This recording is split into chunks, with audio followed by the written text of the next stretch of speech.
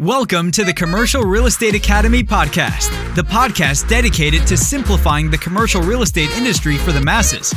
Each week, we sit down with industry experts to dissect the many facets of commercial real estate and extract valuable lessons you can apply to your business. Whether you're a new or seasoned business owner or investor, the Commercial Real Estate Academy podcast will be your go-to resource for all your commercial real estate needs. Now, here are your hosts, Raphael Collazo and Jeff Walston.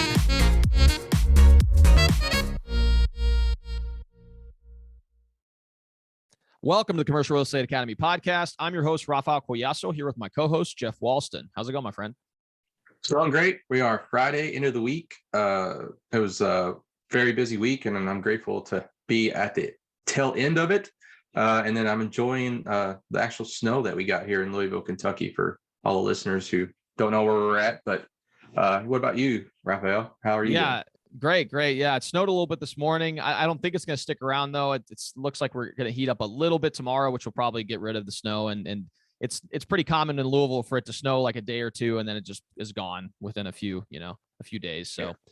We'll enjoy the snow while we can. But speaking of, just great conversation, we actually had someone who I've interviewed before that I really admire as a commercial real estate professional. Her name is Beth Azor. She's the CEO of Azor Advisory down in South Florida. She is just an impressive individual. And, not only is she a leasing broker and owns a company that helps primarily her assets lease shopping centers, she owns, along with partners, 6 shopping centers in South Florida. And so she really is an expert in the retail industry. And throughout our podcast episode, we actually talked about a variety of different things. One being what got her interested in commercial real estate, because she originally didn't start in the commercial real estate business. She was on the residential front and then eventually transitioned into the commercial real estate business and eventually became president of the company that she was at previously because of her performance and success within the business. And she also talked a little bit about her early struggles in the business. As we know, the brokerage business can be quite difficult, especially as you first get started. There's a lot of ebbs and flows. And she talked about some of the ways that she was able to mitigate some of that and help her as she got going within her career. We also talked about some of the common pitfalls, in particular on the business owner end, as to what they fail to understand when they go into these leasing situations for these spaces, because it's not all about, what am I going to pay on a monthly basis from the rent? You got to really factor in your entire business plan and determine whether or not it's even feasible for you to move into the space and that you're going to be able to survive in that particular location. And we also talked about some of the pitfalls investors make when they're analyzing these opportunities, because it's not only just about the X's and O's, the numbers. There's underlying market factors that you need to consider when you're making these investments to ensure that you're actually going to have success long term. And then finally, we talked about some of the impacts that social media has had on her career. I mean, she's coaching people across the country, at least regarding leasing space within shopping centers, and social media has been a key piece to be able to expand that business for her and really reach a large audience. And I can tell you from personal experience, I've been following her for quite some time. She does have a very giving heart, and she really gives a significant amount of value and information via her social platforms. So if you're not following her, I highly encourage you to do so. So that's just some of the things that you can expect within this episode. Jeff, what do you have to add? Just that Beth, she's highly knowledgeable and experienced, and I like her ways of going around and looking at a deal differently than what most people would do in the commercial real estate, as far as I know. And so it actually opened my eyes a little bit, and I think it will help you guys as well. So I'm excited for you to take a listen to Beth. So for sure. And I think this specifically will help you if you're looking to get into the investment space as it pertains to shopping centers. And also if you're in the retail space and the brokerage side. I think this is a game-changing type of podcast episode. So without further ado, let's go ahead and dive right into the podcast.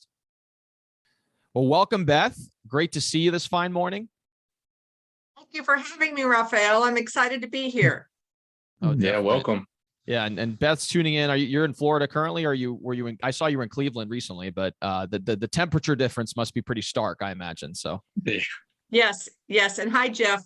Yes, yesterday morning I left Cleveland. The temperature was 6, and they said it felt like -9. And today I'm in 78 degrees. I'm happier. I imagine. Yeah.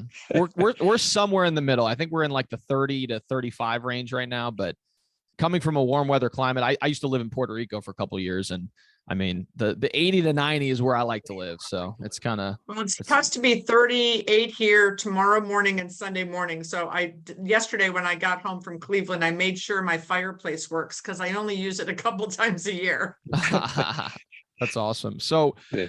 one thing I want to do in particular when we first start this podcast is to learn a little bit more about the person across the table from us. And if you guys haven't followed Beth on LinkedIn or other social media platforms, you highly should. I mean, she provides a wealth of knowledge pertaining to the retail industry, and she actually even coaches people on the leasing side. So if you're a leasing broker, she provides invaluable tips to accelerate your leasing career. But I just gave a quick backdrop, but if you could provide maybe a little bit more of an in-depth background on who you are, I think that'd be great for our audience.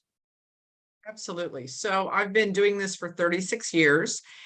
Since I was 26. So that makes me 61. So I like to say I'm well healed. I own 6 shopping centers in South Florida.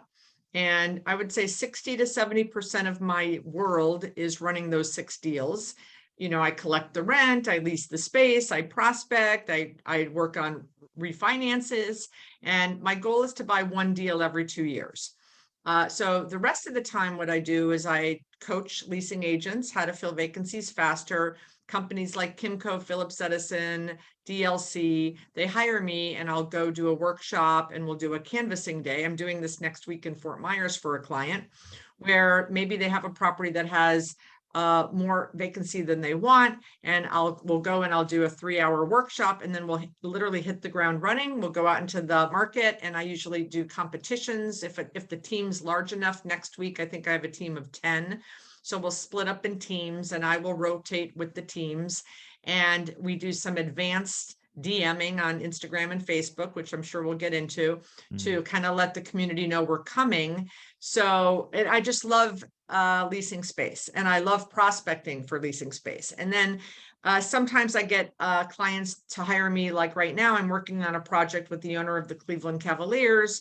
He owns a mall in Cleveland and it is adjacent to the Rocket Mortgage Fieldhouse where the NBA playoffs will be in 3 weeks. So 7 months ago, I started leasing this 17% occupied mall. And I'm excited to say we've signed 13 leases, long-term leases, and 3 or 4 pop-ups. And I went into Cleveland. I was thinking, after 36 years, did I just get lucky over all those years? Or did I just happen to be part of properties that were in really good markets? I wonder, sometimes you feel like, am I good or am I lucky? But I went into Cleveland not knowing a soul, and their goal was that I would sign 5 leases. And so we're very excited at the success we've had. And I've probably spoken to over 600 people in the Cleveland market, entrepreneurs. That's phenomenal. Nice. And I think it just goes to show the optimism that people have, in particular after these 2 years of just dealing with, being pent up in their houses and, having restrictions on businesses. I mean, I talk to business owners on a regular basis and they can't wait for 2022. I think there's a lot of optimism going into the year, and I think it's going to bode well for of the business community, regardless of what city you're in. So, but that's great to hear you say. That's great to hear you regarding the Cleveland community. That's amazing. Yeah, we've had a lot of fun. So I know you said you've been in the business for a couple of decades now. What actually got you interested and started into commercial real estate?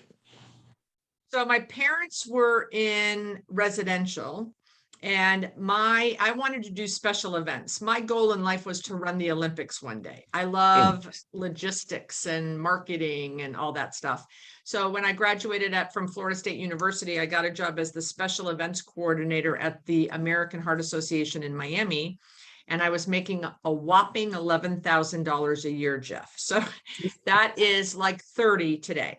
So I couldn't pay my bills with that. So since I had my license since I was 18 years old, because for many of your audience, if you have parents that are in residential real estate, they pretty much make everyone get their licenses when they turn 18. So I, during college, had done sat open houses for them, and during college summers had worked in the real estate area.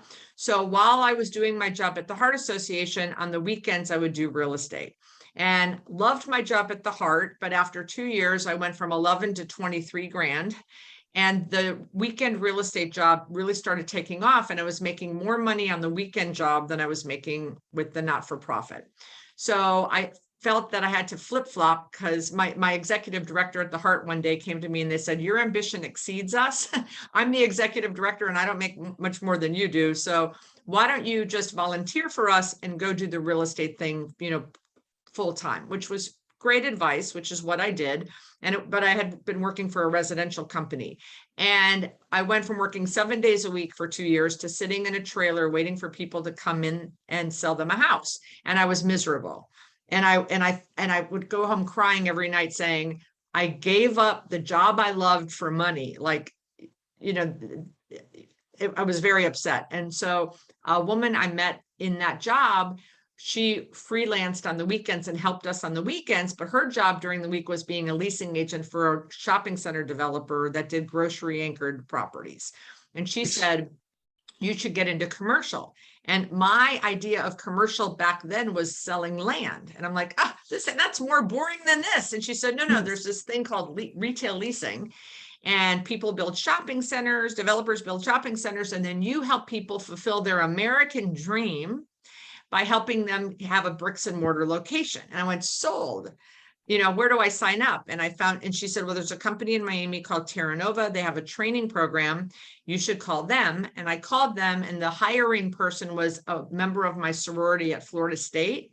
And she said, you're hired, just come meet the boss.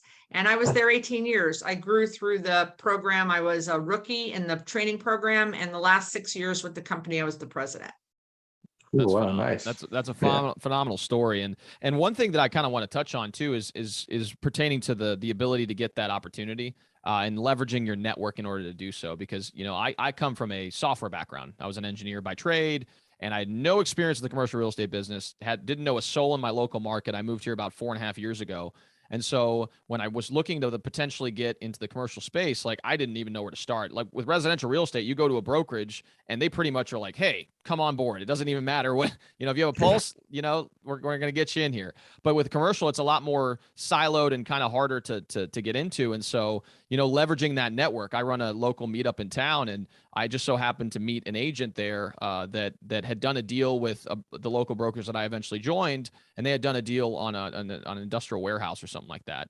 And so, I told her, hey, I'm looking to get into commercial real estate. And she's like, oh, I just did a deal with, so-and-so, why don't you sit down for coffee? And that's what happened. And so I leveraged that relationship, and I was able to get into the brokerage space. But, I think I've had a lot of people ask me, especially on the residential side, they're looking to transition, like, how do I get into the business? And a lot of it's all relationships. So you have to leverage that network, however it is. I mean, if you're part of an organization, tell people in your organization, hey, I'm looking to get into commercial real estate. If you go to a meetup group, just let people know about it on a regular basis, and eventually something's going to stick. And utilize LinkedIn too, which we'll get into later, which you do a phenomenal job of. So. And networking is so important. And what I always recommend for people that want to go from residential to commercial is I say, excuse me, shadow people. So call people, use your network and call and say, hey, can I come shadow you in retail leasing a couple hours a day, you or someone on your team, or industrial or multifamily or office. And then you'll have collected a bunch of people. And if you show up on time and you're asked good questions and you look professional, they're not going to hire you if they don't know who you are. But if you just say, hey, I've got my license. I mean, a lot of people, especially now, are hiring and looking for good people. And back when I started, no one trained. Terra Nova was like the only group. Now, a lot of people do training. So I think just like what you said is network and I tell my friends who want to invest in properties, I say, tell everyone you want to invest. Someone's going to know someone. So. Definitely. No. And Jeff and I are at that point right now where we're looking to get into our first commercial deal. And so we're doing the same thing. We're telling all the people, hey, look, we're looking for opportunities, and we're trying to leverage even like this podcast, for example, where we have, a section within our podcast where we tell people that we're interested in looking at these type of opportunities. If you have anything, let us know. And even if it doesn't lead anywhere, it builds that connection. So maybe 2, 3, 5, 10 years down the road, they remember us and say, oh, I remember their podcast, or I've been listening to their podcast, and, they were interested in in this opportunity. Maybe I'll just pass it along to them and see if there's a way to partner, or, whatever else. So. Absolutely. So, yeah. So one thing I wanted to talk to you about was pertaining to your early time in your career, because again, the commercial real estate business is a brutal business. I mean, it's a, commission only business. There's ebbs and flows in the economy that you have to ride out, and, you can be riding really high and then you could be riding really low. And so that's one of the things that I kind of want to talk to you about is the early struggles, because, we do have a lot of people who listen to this podcast who are earlier in their career, and they're going through the process of building up their book of business and, riding the waves, as they say. So could you kind of tell us a little bit about maybe some of your early struggles in the business and how you're able to overcome them? Absolutely. So I think the most important thing that is when you're new is to have a control of one side or the other, right? Either try to get with a company that has listings so that you can work those listings, or get with a company that has tenant rep clients that you can help work on with tenant rep clients, and partner with people, right? So go to a company or work with a company, maybe you're there, and go to the senior people and say, can I help you? Because even though you may not get paid, I also tell everyone, when I first went to Terra Nova, I couldn't do real estate on the weekends because I had to put my license with them, and you're only allowed in Florida to have your license with one group. So I worked at Macy's 2 nights a week and on the weekends. So I recommend everyone in the beginning to get a side job, because that takes the pressure off of you on the whole commission only thing, because I was commission only. So, and when you are commission only, you get desperate. And when you're desperate, that comes across in the conversations, and people don't, it's not easy to close deals when they sense the desperation. So I would highly recommend a side hustle, side job. Both my boys have, one works in a restaurant and one does music, but they both drive for DoorDash. They both have side hustles, and depending on how they've spent their money for the week depends on how much, they've made $400 in a week in like 2 days in DoorDash. So first of all, I highly recommend a side hustle or a side job to take the pressure off. I've had kids that valet parked cars, they were bartenders, that. So then having a control of one side or the other, because when you're a broker and you're new, trying to represent a client to look for space, but you don't have an exclusive with the client, you're going to get screwed. And that has happened to me. I got hired early on, and I thought I had an exclusive with Outback Steakhouse, and I was new in the business, and I was really excited. What happened was I did have a listing that we did the first Outback in South Florida. And the guy, the Outback guy, they had only had 7 in Tampa. This was their 8th one. And he was working with a residential real estate agent from Tampa to South Florida. He comes to South Florida. I do the deal with him, and he goes, I really like you. You're retail. You know a lot of people down here. We're going to hire you. I said, okay, great, but I need an exclusive. I don't want to run around town looking for sites for you, and then, you're not loyal to me. And he goes, absolutely. And he signs the exclusive that, I've got the exclusive for South Florida. And so I go out and I'm working on 3 or 4 deals. I get a call from a big broker in town screaming at me, how dare you tell people you're representing Outback? That's my client. What are you doing? And I'm like, what are you talking about? I have a signed exclusive. Because I have a signed exclusive.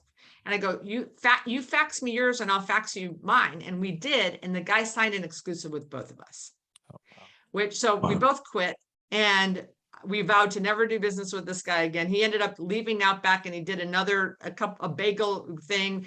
Boston Market, I think he called, goes, are you going to do, they called me about doing Boston Market. I said, I'm not doing Boston Market. So, and now I'm still very good friends with that guy. But that's the kind of stuff that I thought I had a control with the listing, but I didn't. And that's a problem, because if you don't have control, if you don't have a client who trusts you, all that work you're going to put in is going to be a waste, right? I ended up doing 4 deals with Outback, which was phenomenal. It was my 3rd year in the business, which was great. But I've heard too many stories about how, the ground moves from under you because you think you have a listing, or you think the guy's going to be loyal to you, and you go spend hours upon hours upon hours, all for it to be for naught. So I think that my first piece of advice is having control of one side or the other. And then the other piece is focusing on filling that need, whether it's finding the location or filling the vacancy. I think some of your listeners, if they know me, have heard this story about how I was arrogant in the beginning. So here I am 3 years in the business, and I think I've got 17 shopping center listings. I'm the retail leasing queen. I'm canvassing. I'm making like the first 6-figure income in my life. I'm 28 years old, and I get a call one day from a guy, and it's clear it's on a cell phone. And you guys probably weren't even born back then that early, but that should have been my first key, that there's this scratchy. This is definitely a cell phone. But no, I was very arrogant. And the guy says, hi, I'm interested in that space you have at that property on Lake Worth Road. I'm like, yeah. I go, 6,000 square feet. He goes, great. I go, what do you want to do? And he goes, I'm going to do a video store. And I'm like, video store? I pretty much laughed on the phone. I said, I have 17 shopping centers. 16 of them have video stores, and they're all 1,200 square feet. What could you possibly want with 6,000? We're not going to split it. He goes, no, I want all 6,000. He goes, I'm going to do a prototype, and I'm going to, franchise it. And I'm like, sure. And I literally said, sir, I'm sure you are, but we're not going to do a video store for 6,000 square feet. It's got plumbing for electrical, and it's got plumbing and electrical. We want to put in a restaurant. So he goes, well, do me a favor. I really like this spot. It's got perfect visibility right on the street. Can you just take down my name and number? And if your boss changes his mind, will you let me know? And I said, sure. And back then we didn't have a CRM. We had like prospect sheets, and I write down, he goes, my name is Wayne Huizinga. And he was the founder of Blockbuster Video. So the biggest lesson I learned, and then a year later, so back then we put prospect sheets. I put video store, I put it in my manual file folder, which is like every month, it was like this expandable accordion file. So the ones that were not serious, you just put the sheets in the back like a year later. And a year later, I pull out the sheet and see Wayne Huizinga. And my biggest lesson was I didn't ask questions. So had I said to this prospect, even though I thought this idea was stupid, who was I? If I said, well, sir, what do you do now? And he said, well, I run waste management. Like, I probably would have showed him the space and done the first Blockbuster Video store, but I didn't ask him the questions. And it's really important to ask questions from your prospects, because you never know who's on the other side of the call.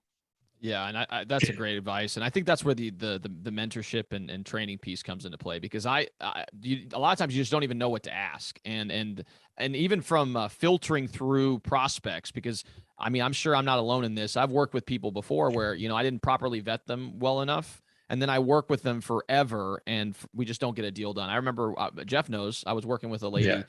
To open a bakery, and I really wanted her to succeed, and I wanted her, to find a bakery, and we kept on hitting hurdle after hurdle after hurdle, because she wasn't fully in line and understanding what it takes to open a bakery, and neither was I, because that's not my business. And so, I learned a lot through that process, and we worked together for almost 2 years, and nothing happened. So, you learn from those experiences.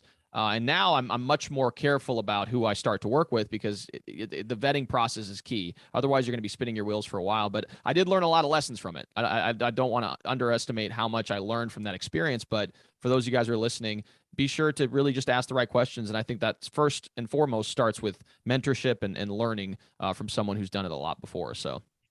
And you guys said you guys have a treasure chest. I have a sheet of paper that has a list of things I ask when people call me, which I'm happy to include in your treasure chest of tools. Oh, that's awesome. Yeah, that would be huge. Yeah. Definitely. I like how you said, go to a more experienced person, ask, can I help you? And can I learn from you? Like, I want to shadow you, and, essentially just creating a mentor on yourself and picking that person. That's how I actually learned a lot of general contracting in the commercial space, and is just asking questions to somebody who's been doing it for 25 plus years. And I'm now hitting my 21st year, but the 21 years ago, I didn't have any experience with that. So I was always the person asking questions, the young kid, like, hey, can you teach me? I want to walk behind you, and I want to learn what's this. And it does tremendously help. So I love that piece of advice. And you applied the lessons you learned too, right? Because with Jeff, he started building houses when he was 16. So like he started. I was going to say, when when he said he was in the business 21 years, I'm like, well, did you start when you were 9? I mean, yeah, no, yeah, 16 professionally. But actually, I started my very first house with help was when I was 13, and then I started 16 was professionally. So yeah, it's my 21st year. So in construction. congratulations. Yeah, thank you. Speaking of that, like asking questions and stuff, what are some hurdles that like business owners make when they're analyzing these retail opportunities in the spaces? Can you elaborate on some? So the store owners, what are Yeah. the hurdles? Yeah. So, Yeah. so not understanding zoning. Probably the most important thing, Jeff, and you know this, right, is they Yeah. underestimate the capital invested to go in the store. That's the Yeah. number one thing, right? So I'll have people call me that are unsophisticated and they want to do a startup. And I've done some startups that have worked famously, but many times the startups don't ever end up starting up because they have pie in the sky dreams, right? So Yeah. I'll say, have you done a business plan? No, I haven't done a business plan. Well, it'd be probably good for you to do that. You said you wanted to open a bakery. Yes, I do. Do you need a grease trap and a hood? In this municipality, you do. Any food operation, you need to have a grease trap and a hood. Well, I don't need a grease trap and a hood. I'm a bakery. Well, I understand, but in this municipality, if you serve food, they're going to require you to have it, even if you don't need it for what you're producing. So understanding that the grease trap could be 15 or 20,000. So I'll say, well, what are your startup costs? Oh, 30 grand.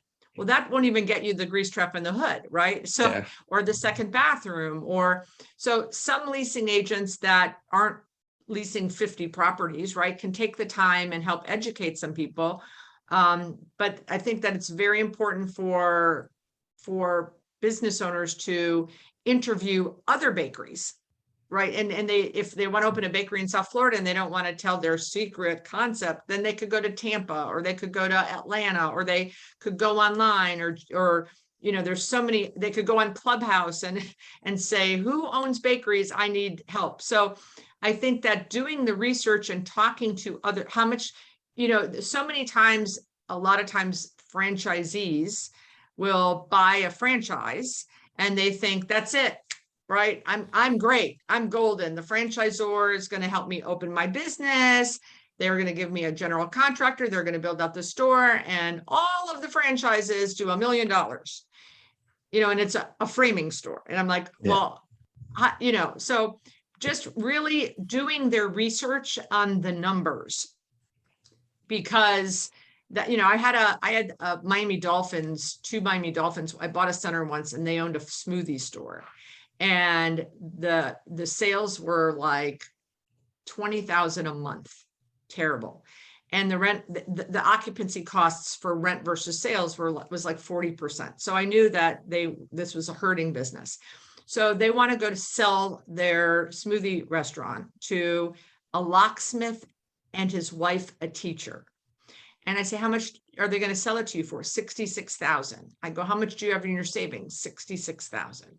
I said, I'm not going to approve this assignment. So the Miami Dolphins players sent me a lawsuit letter that I was tortiously interfering with their contract to sell their business. And I'm like, well, I met with the teacher and the locksmith. Have you ever had a smoothie store? No. Well, how much do you need to make to pay the rent? I don't know. Well, we're going to do more. Well, why are you going to do more than the Miami Dolphins players? Well, they weren't here. They had 16-year-olds running it. Okay. And we're going to be here and we're the owners. So we won't be absentee owners. I go, okay, that could get you some more money. And we have relationships with the school systems, blah, blah, blah. Guess how long? So what I ended up doing with the lawsuit is I said, okay, I'll approve the assignment, but you're going to put the 66 in escrow, because this locksmith and his wife are not going to make it 6 months. They made it less than 3 months. And then those guys came back in and fulfilled their lease.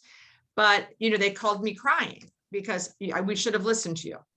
So sometimes you can do everything to try to protect the people. But my point to them was, why do you think it was the business was the flaw, right? And the rent, they were in a high rent district for my property, which I was getting from other uses that could afford to pay it.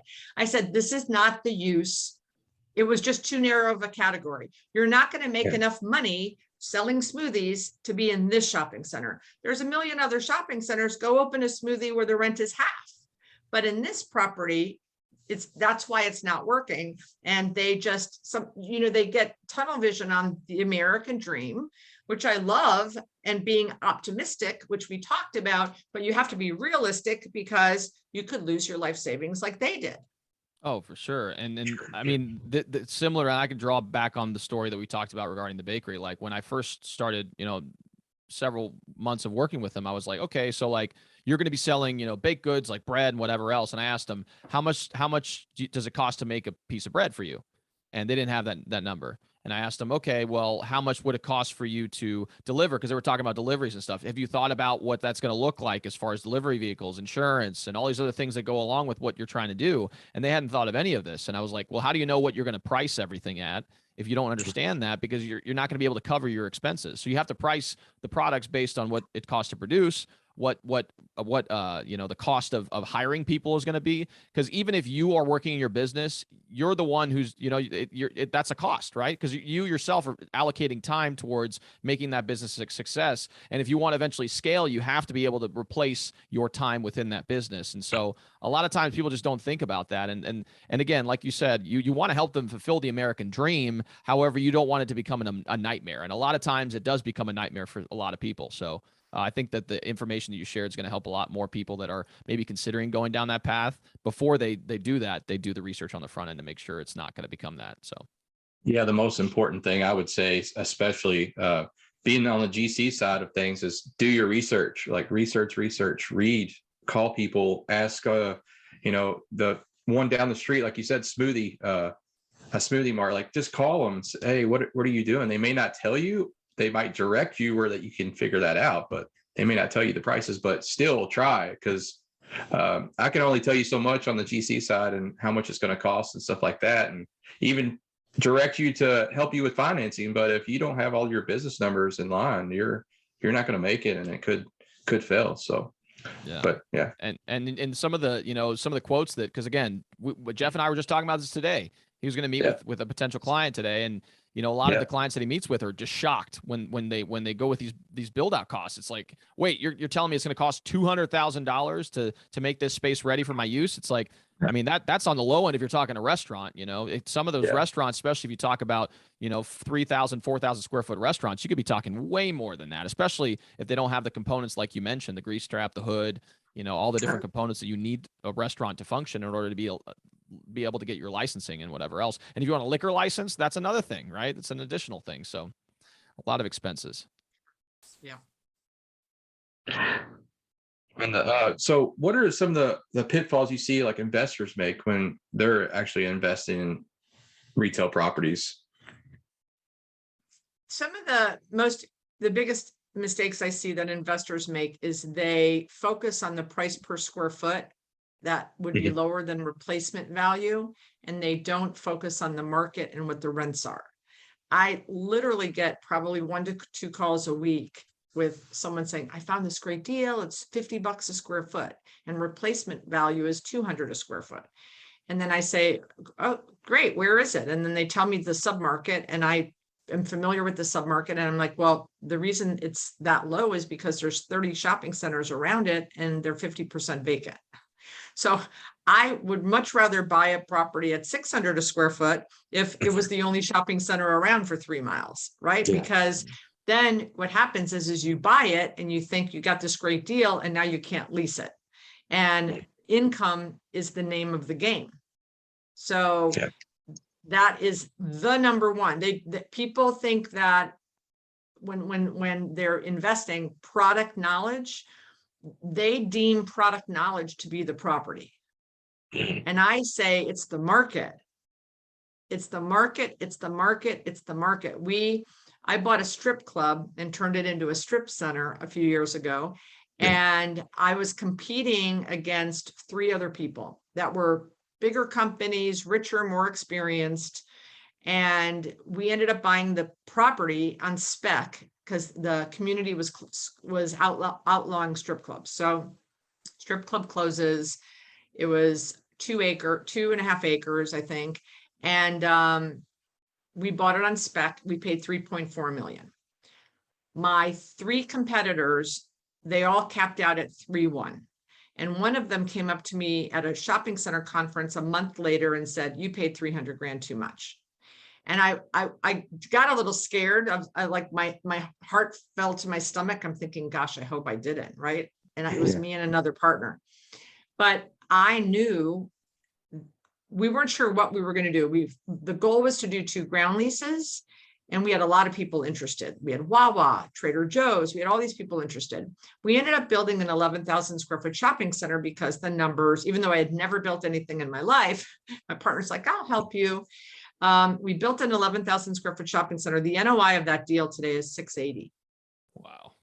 Nice. So but here, the reason why I knew we could pay 3-4 was I'm very good friends with all of the people in my submarket, all of my competitive leasing agents.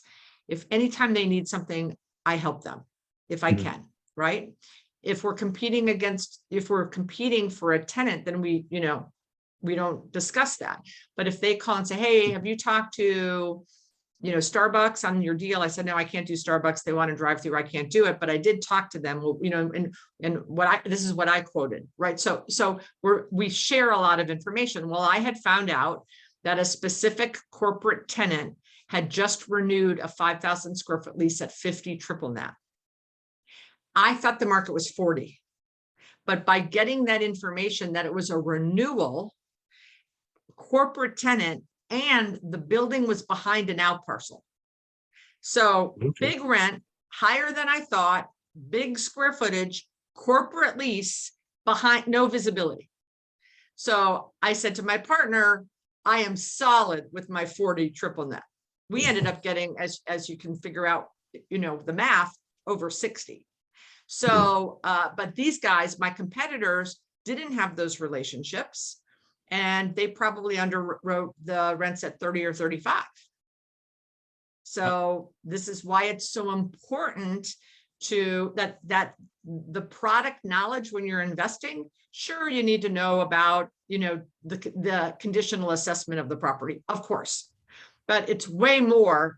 If you're going to, that conditional assessment about the roof and the part, there's 3 or 4 things, right? What's really important for the next 10 years of ownership or 3 years of ownership is the market.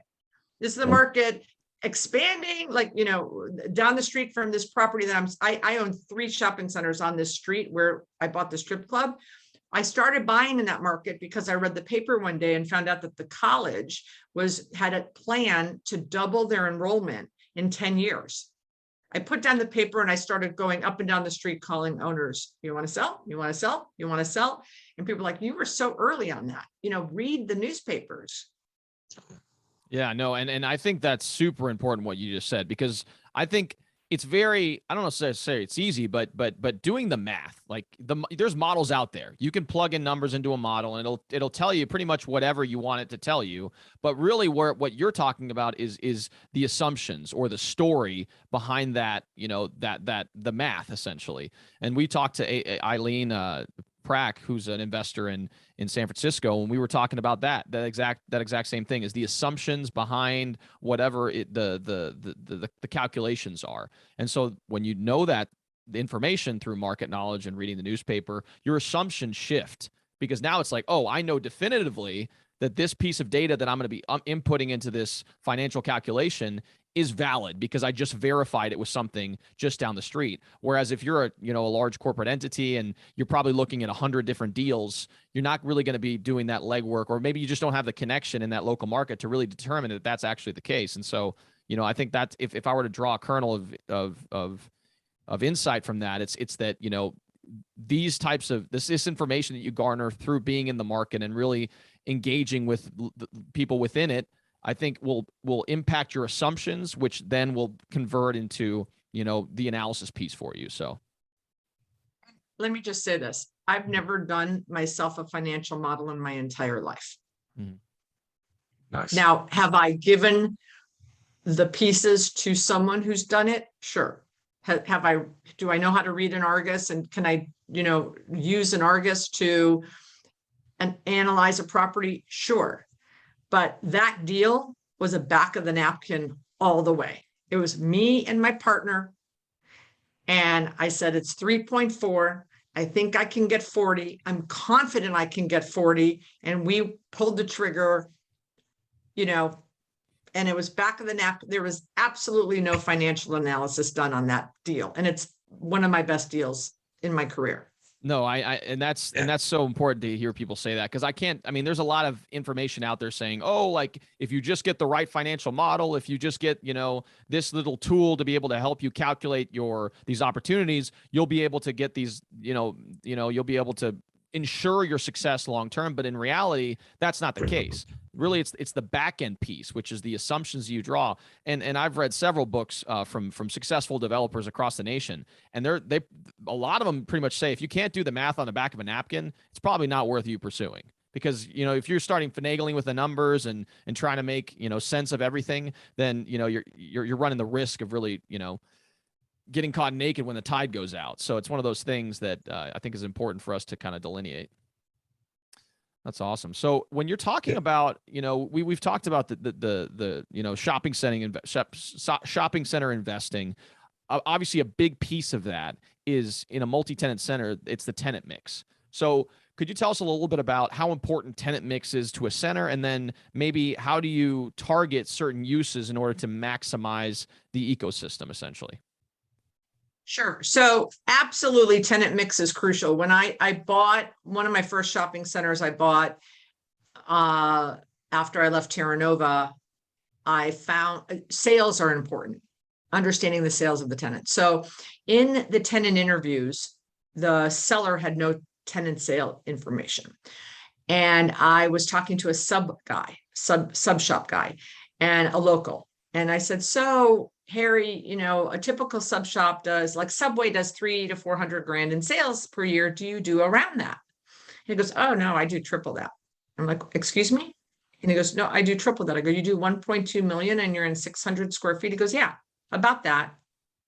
And I absolutely didn't believe him. I thought he was smoking crack.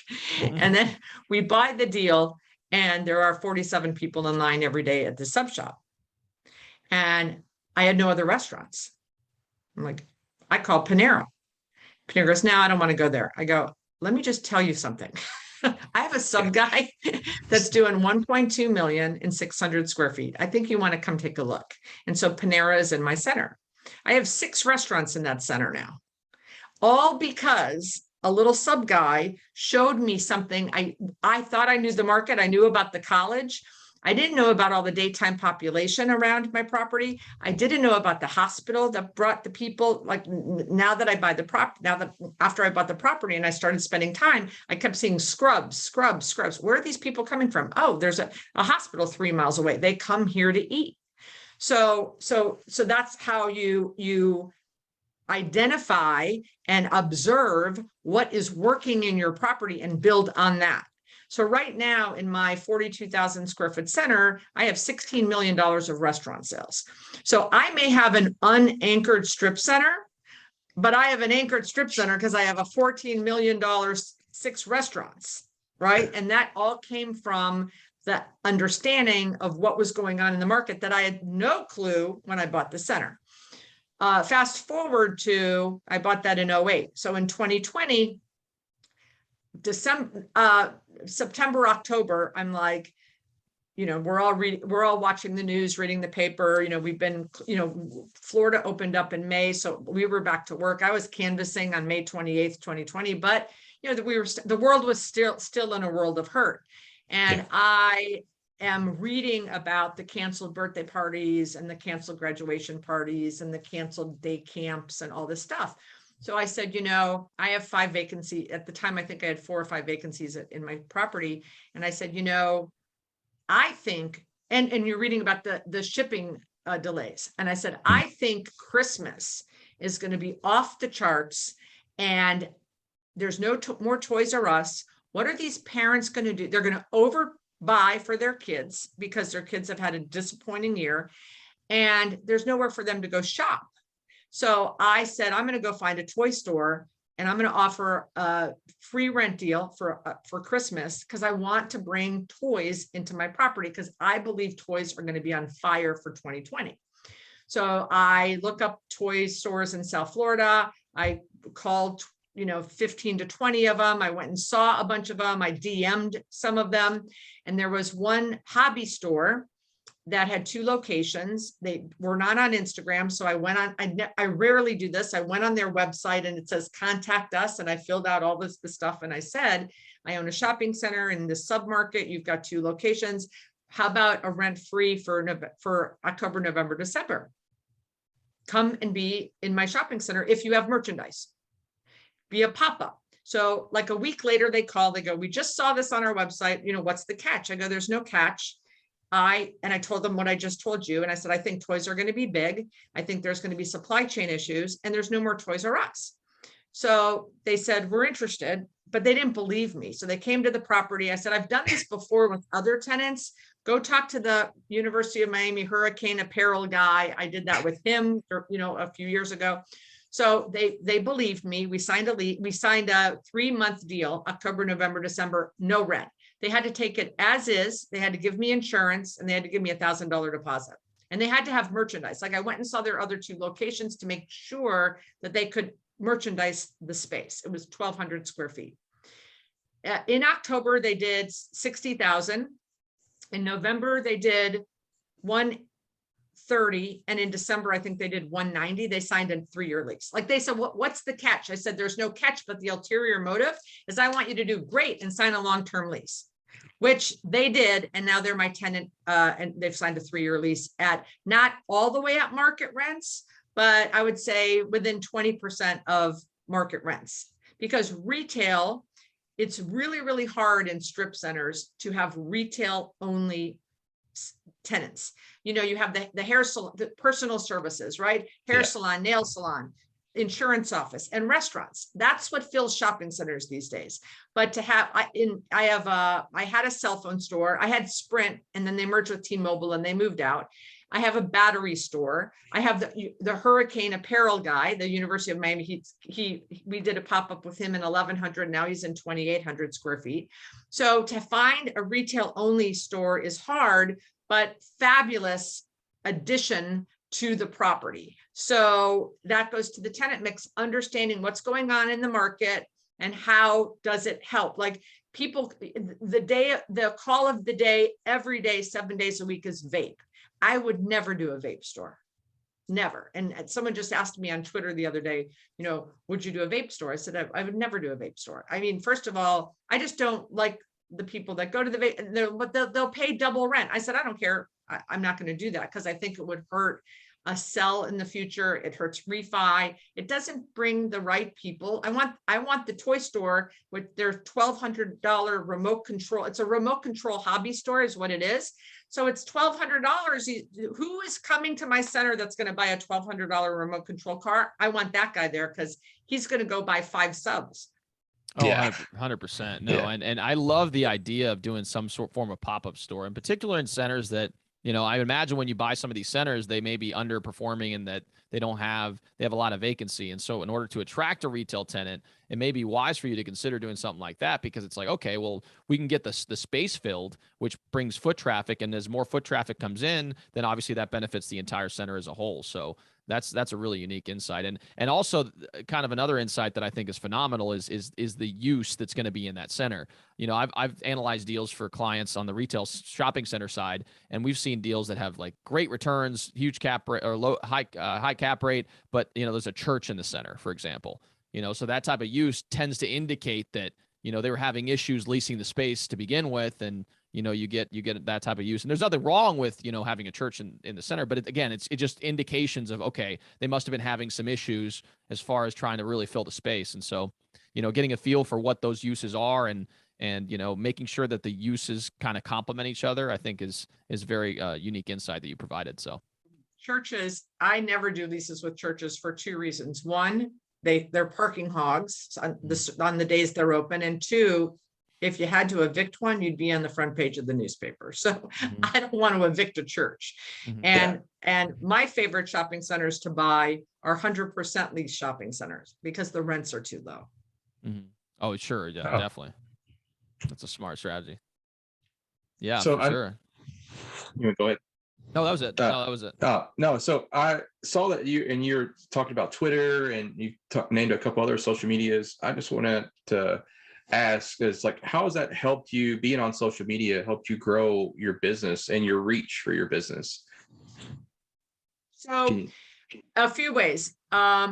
It's obviously helped the teaching business because the more value I give on, tricks or tips on how to lease space fast, or I show case studies, or I'm walking and doing a video showing canvassing, those leasing directors are like, she really canvasses. She puts her money where her mouth is. I don't think my team is canvassing. Let me go hire her to come canvass with my people. So the more things that I kind of post about whether it's investment tips or leasing tips, people will call me and maybe say, do you want to be a partner in this deal? Can you come and look at this deal and advise on the deal? Do you want to come train our leasing team? If they don't, what Grant Cardone says, if they don't know you, they can't flow you, right? So just having exposure out in the community and sharing, I don't post my shopping center and say for lease. But very rarely will I post a listing.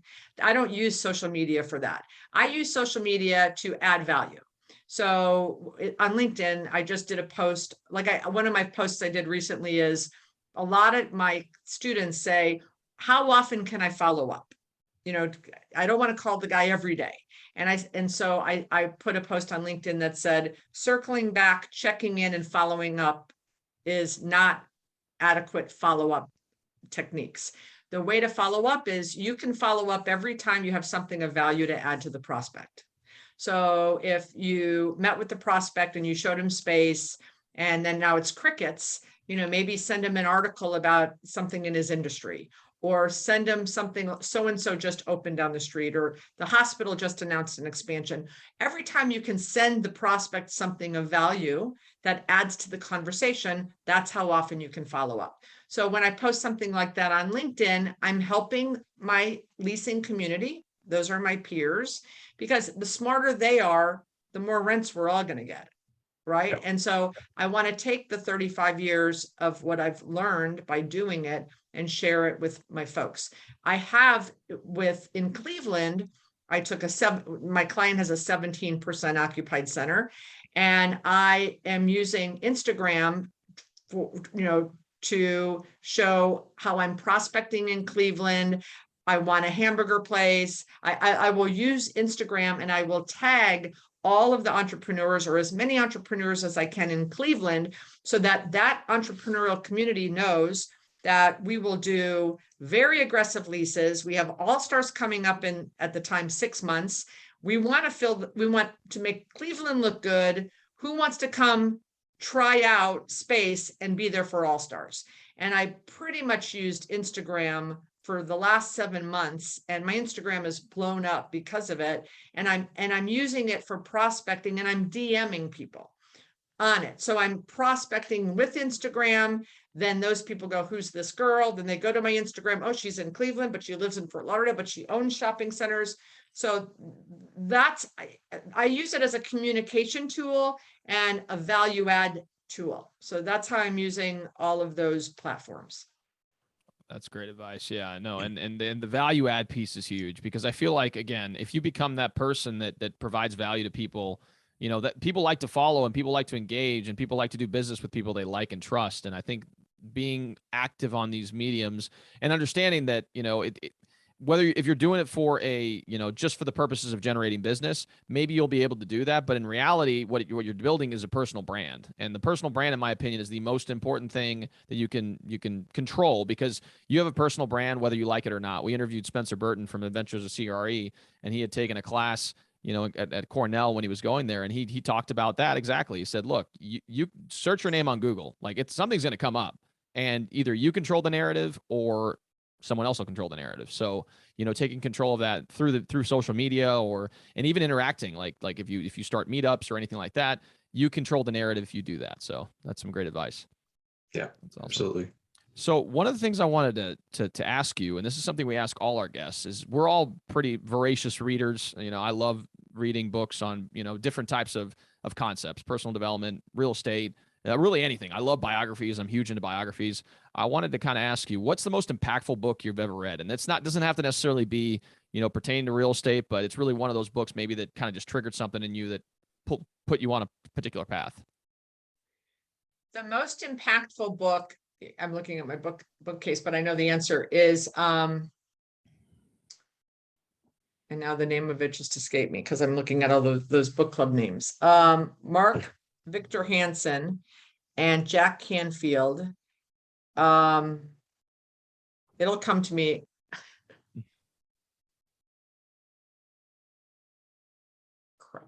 I can't think of the name of it, but this is the reason why, and it'll come to me. So the reason it's the most impactful is in the book, it talks about doing 101 goals. So this was before the bucket list.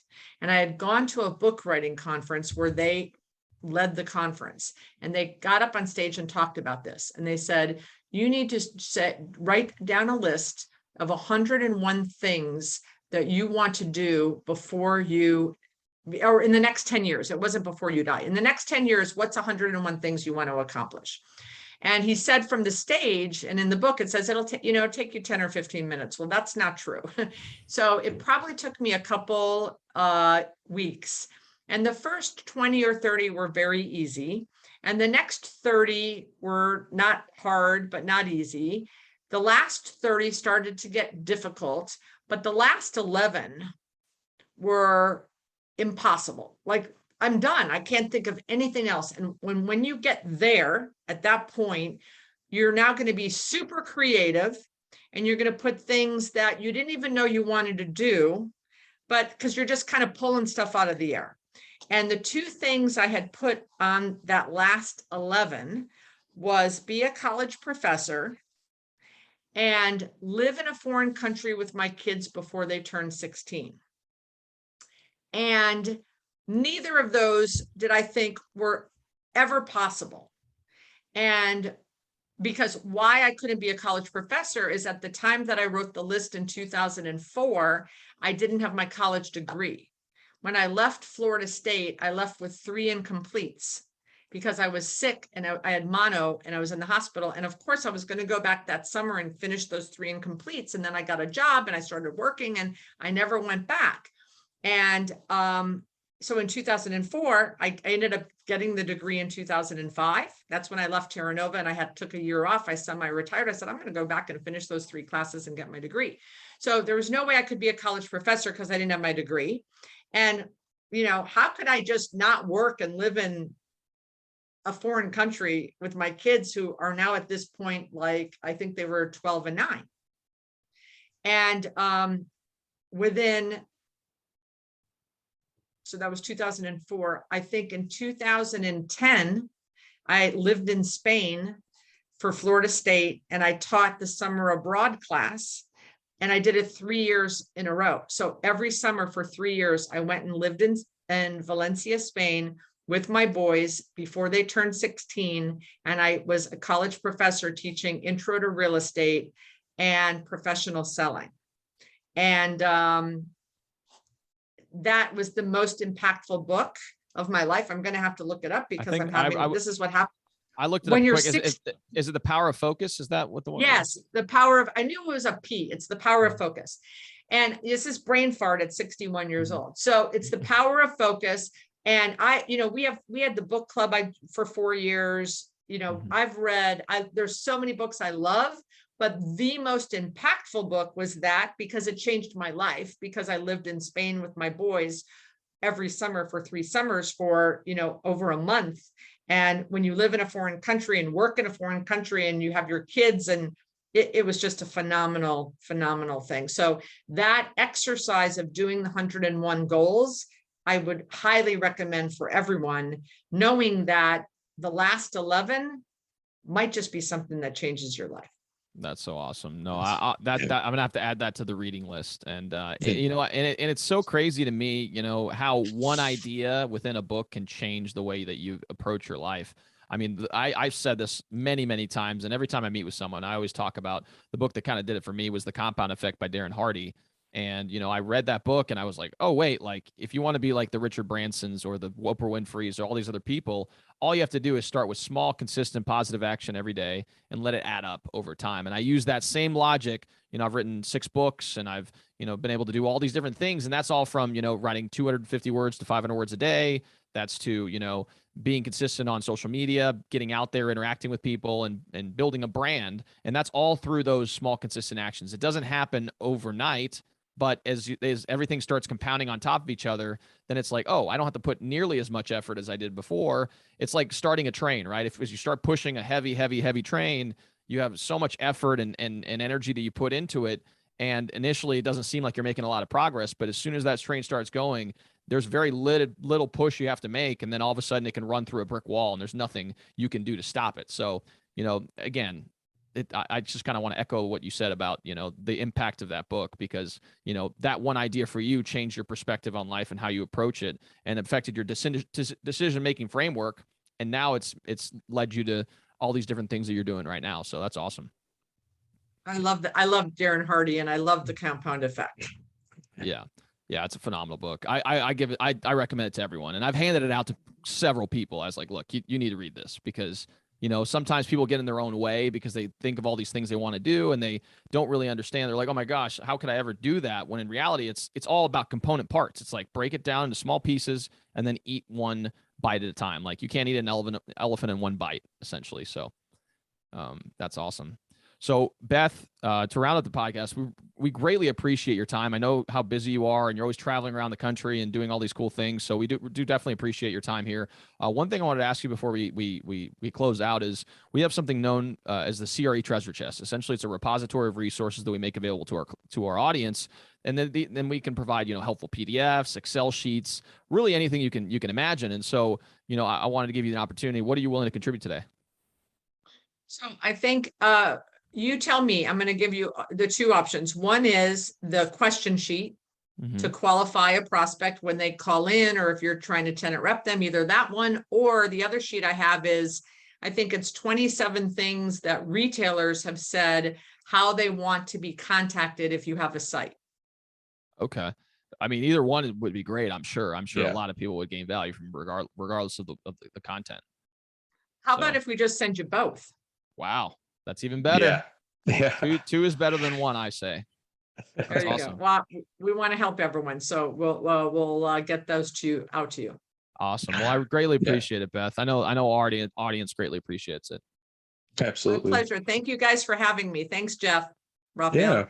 Yeah. For sure. Before we finalize here, how can people reach out to you? I know when they're going to listen to this, they're going to want to contact you and maybe try to get some advisory tidbits from you and everything. So how would you like them to contact you? Probably either LinkedIn or Twitter, just under Beth Azor is the best. Oh, for sure.